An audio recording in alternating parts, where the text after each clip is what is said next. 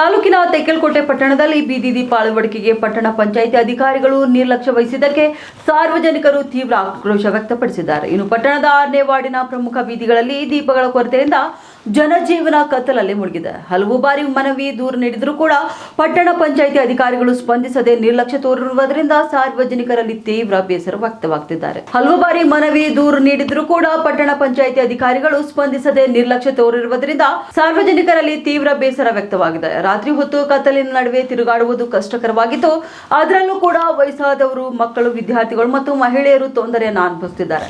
ಕಳ್ಳತನ, ನಾಯಿಕಾಟ ಹಾಗೂ ಅಪಘಾತದ ಭೀತಿ ಕೂಡ ಹೆಚ್ಚಾಗಿದೆ. ಇನ್ನು ಪಟ್ಟಣದ ಪಂಚಾಯಿತಿ ಜನರ ಸುರಕ್ಷತೆ ಕುರಿತು ಯಾವುದೇ ರೀತಿಯ ಕಾಳಜಿ ತೋರಿಸುತ್ತಿಲ್ಲ. ಅಧಿಕಾರಿಗಳ ಈ ನಿರ್ಲಕ್ಷ್ಯದಿಂದಲೇ ಪಟ್ಟಣದ ಜನರು ಕತ್ತಲಲ್ಲಿ ನರಳುತ್ತಿದ್ದಾರೆ. ತಕ್ಷಣವೇ ಬೀದಿ ದೀಪ ಅಳವಡಿಸದಿದ್ದರೆ ಸಾರ್ವಜನಿಕರು ತೀವ್ರ ಪ್ರತಿಭಟನೆ ನಡೆಸುವ ಪರಿಸ್ಥಿತಿ ಎದುರಾಗಲಿದೆ ಎಂದು ಸ್ಥಳೀಯರು ಎಚ್ಚರಿಕೆ ನೀಡಿದ್ದಾರೆ. ಇನ್ನಾದರೂ ಸ್ಥಳೀಯ ಆಡಳಿತ ಜನರ ಹಿತಾಸಕ್ತಿ ಕಾಪಾಡಲು ಹಾಗೂ ಕತ್ತಲಿನ ಸಮಸ್ಯೆಯಿಂದ ಮುಕ್ತಗೊಳಿಸಲು ಆಡಳಿತವು ತುರ್ತು ಕ್ರಮ ಕೈಗೊಳ್ಳುವುದು ಇಲ್ಲಿ ಅವಶ್ಯಕವಾಗಿದೆ.